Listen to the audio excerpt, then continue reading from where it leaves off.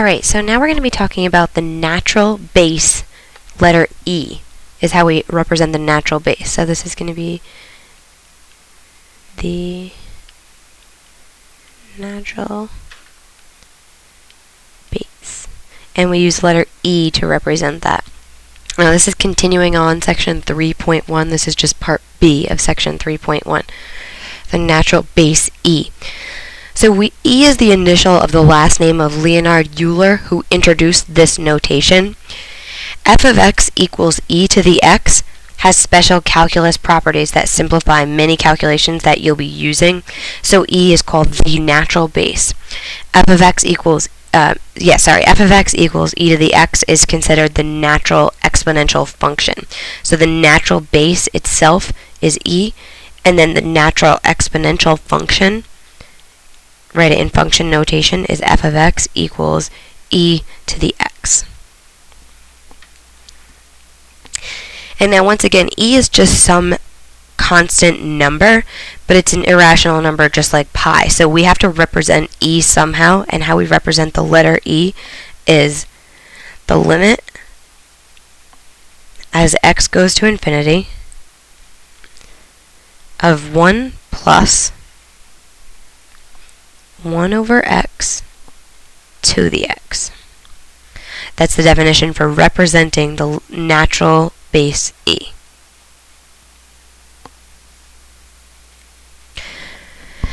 So just like pi, we have to use rational approximations to figure out what this is. I'm going to go to the next page here. Just like we did last time, except I'm going to make the table horizontal this time. I'm going to call this x, and then this is going to be my e, so 1 plus 1 over x to the x. Oops, ran out of space there. So that's just the definition of e. When x is equal to 1, if we substitute 1 in for x here, we're going to get 2. If I substitute 10 in for x, I'm going to end up with 2.5. If I substitute in 100, I'm going to get 2.70. And 1,000. I end up with 2.716. And I'm just going to continue my table down here since I ran out of space. X, and this is 1 plus 1 over x to the x. Now I'm just going to substitute in, let's say, 10,000. And I get 2.7181. And I'm going to substitute in 100,000.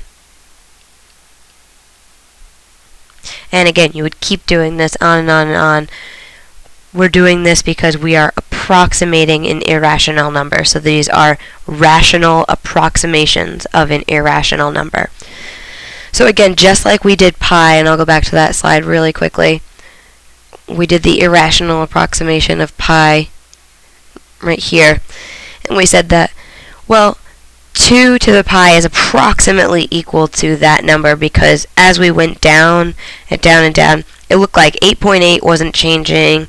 8.82 is not going to change anymore. And if I were to keep going, I would guess 8.824 wouldn't change. So we're doing the same thing here, except we're approximating the natural base e.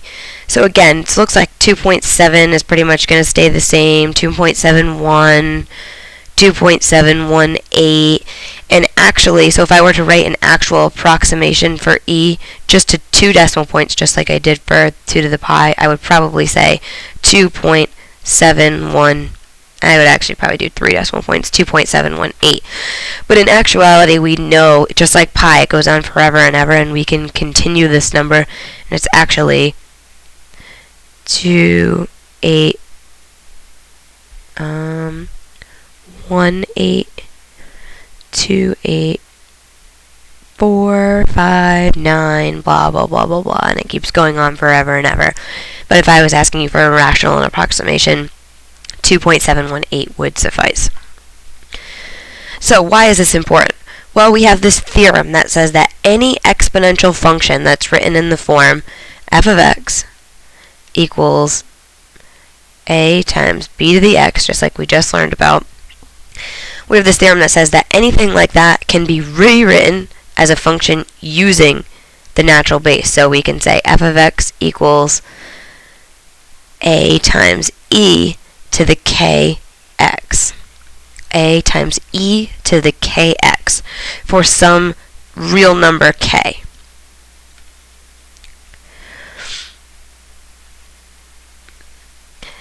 So now we have some rules that say if a is bigger than 0, just like it always was, and k is bigger than 0,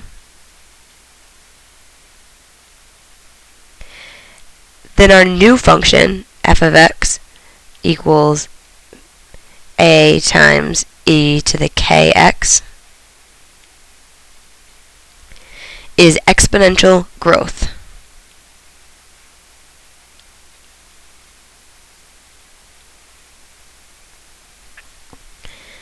And similarly, if we have a bigger than 0 and k is less than 0, then that same function, f of x equals a times e to the kx, is, guess what? Exponential decay.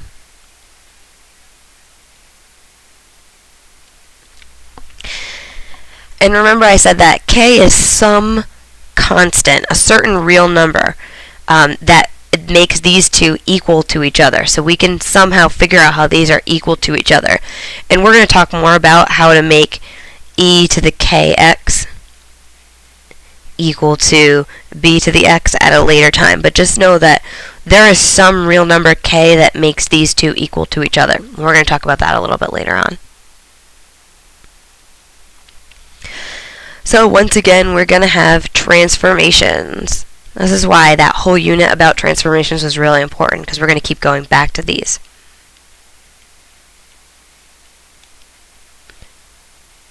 Transformations. This time we're going to transform the graph of f of x equals e to the x, which, by the way, if you take a second to graph f of x equals e to the x, you will see that it is an exponential growth function. It looks something like this.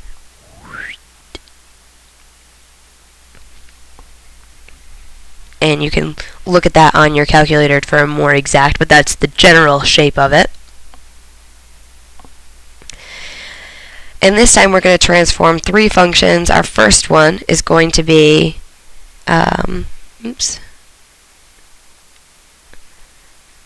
Our first one is going to be e to the 2x. So what happens if I take e to the x and I transform it to e to the 2x?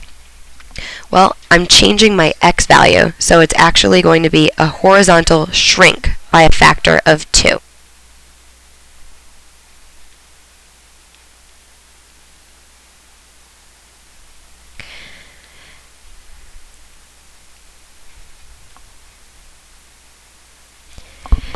And now remember, because we're doing something to the x value itself, it's always, when we're doing something to the x value, it's going to be some sort of horizontal change. So, we are doing something to the x value, and it's actually shrinking by a factor of 2. Remember, it would grow if it was a factor less than 1. If you're confused, go back to those rules.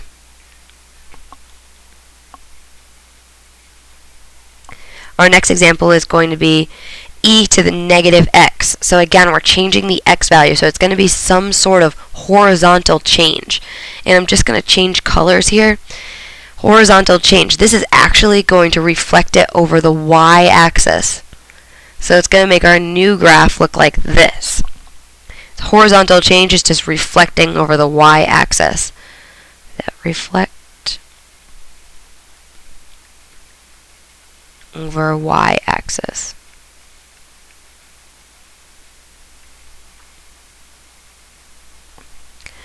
And then finally, our last example here, letter C. is going to be 3 times e to the x. This time we're not doing anything to the x value. Just like up here, e to the x is exactly the same. We're changing the entire function. So it's going to be a vertical change, and it's going to be a vertical stretch by a factor of 3.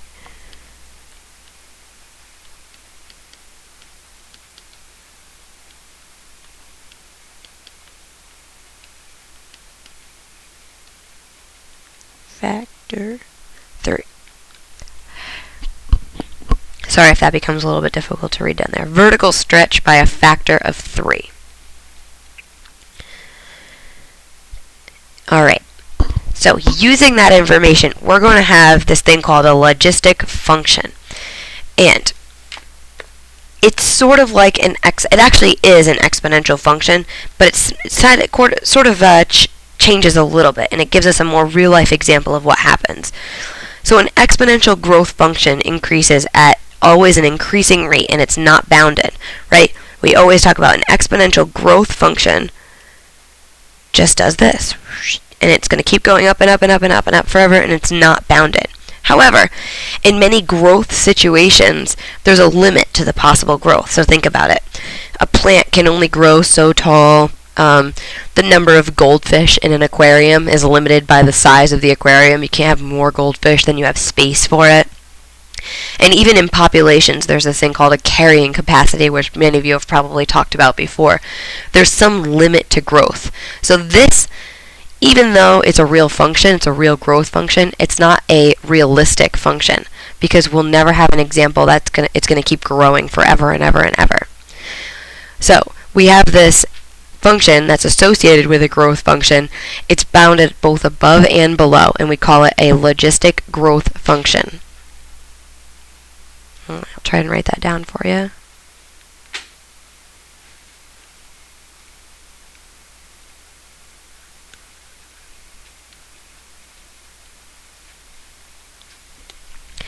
And now the logistic growth function can be written in 2 ways. So the first way is going to be using our form a times b to the x, and then our second way is going to be using that natural base e. So the first way can be written as c divided by 1 plus a times b to the x, or it can be written as c divided by 1 plus a times e to the negative kx. Why is it going to be negative this time? It was positive before. Well, it's going to be negative because we're moving it to the bottom part here. In both cases, we call the constant c the limit to growth.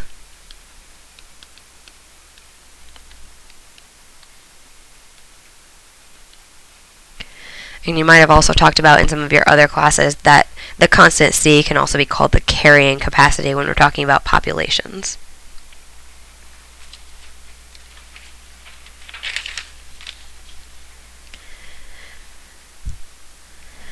So if you remember back to all of those parent functions that we talked about, there was this crazy function. We called it the logistic function, and we said, oh, we're going to forget about it for now. We're going to come back to it later. So how we get that function is by setting a equal to c equal to k equal to 1. So if I do that, I'm going to get this function f of x equals 1 divided by 1 plus e to the negative x. This is called the logistic function. The domain is all real numbers. Our range is from 0 to 1.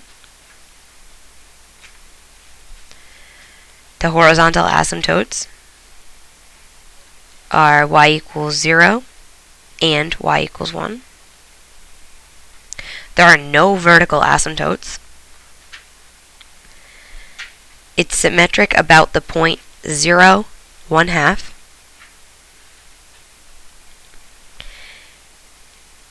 And its end behavior, which we're all experts writing from the last unit, the limit as x goes to negative infinity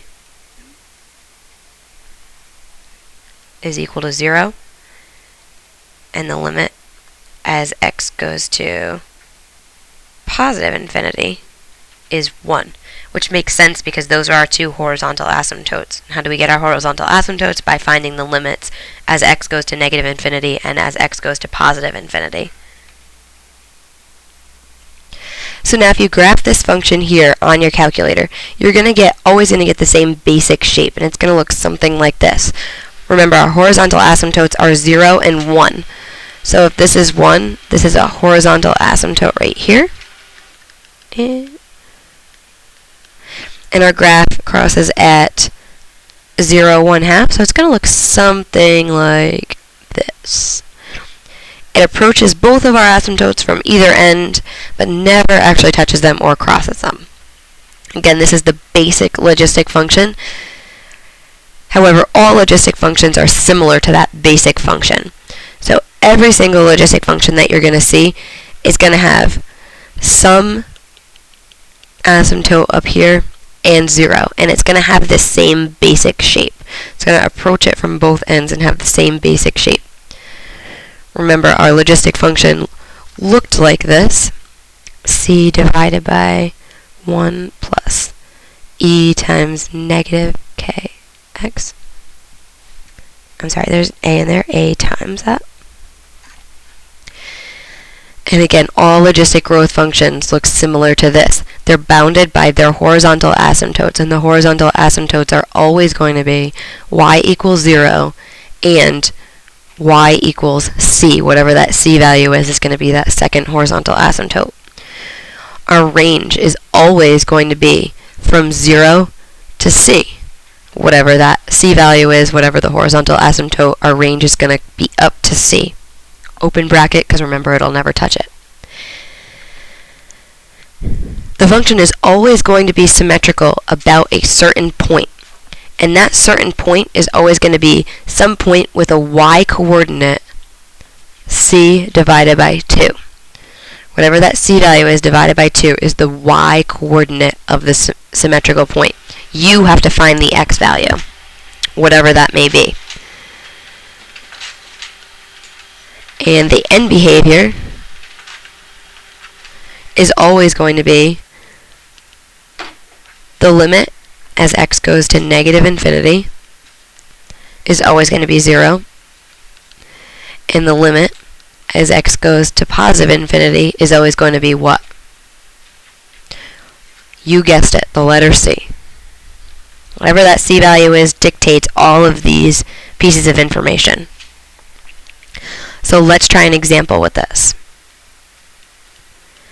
Our first example is going to be 8 divided by 1 plus 3 times 0.7 to the x.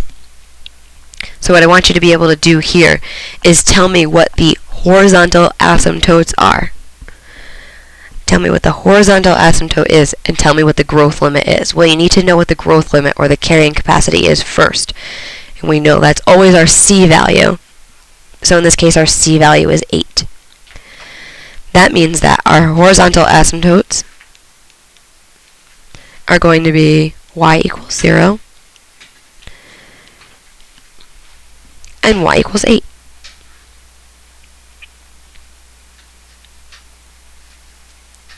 What happens when I substitute 0 in, when I try to find my y-intercept? What happens when I try to substitute 0 into this equation? Well, I'm going to get 8 divided by 1 plus 3 times 0.7 to the 0. And remember, I said this was my favorite function to evaluate always. Anything to the 0 power, remember, is 1. So 0.7 to the 0 power actually just changes to 1. So now we're doing 8 divided by 1 plus 3 times 1. Or 8 divided by 1 plus 3, or 8 divided by 4, which is 2. So that means when I substitute 0 in, my y value is 2. This is going to be, again, your y-intercept. Makes it pretty easy to sketch the graph. So from this, you'd be able to sketch the graph. You know that your carrying capacity or your growth limit is 8. So this is 8. And now we can see that if I substitute 0 in, I get 2. That's about right here. And that means we're going to have a function that looks something like that. Pretty easy to sketch that function, yes? Let's try another example. This example is going to be 20 divided by 1 plus 2 times e to the negative 3x. So again, let's figure out what our horizontal asymptotes are going to be. Well, we know it's always going to be 0. Horizontal asymptotes are always going to be y equals 0 and y equals c. In this case, our c value is 20. Our y-intercept is going to be wherever x is equal to 0. We're not sure yet, so let's substitute in and find out. 20 divided by 1 plus 2 times e to the negative 3 times 0. Well, that's going to become 0. And anything to the 0 power is 1. 20 divided by 1 plus 2. Same thing as 20 divided by 3, which is approximately 6.6. And we could put the bar over it to show that it's repeating. So 6.6 repeating. Now you'd be able to sketch that graph. You know that your carrying capacity or your growth limit is 20. So that's actually y equals 20. My y-intercept is 0, 6.6, about right there. And the graph still has that same basic shape. That's how you would sketch the graph of this logistic function. But why is this important? So we're going to be talking about population models in the next section. So we're going to do an example right now that helps us to understand why we use this information. So given a table, actually I'm going to put this in my next video. So check out the next video for the example for populations.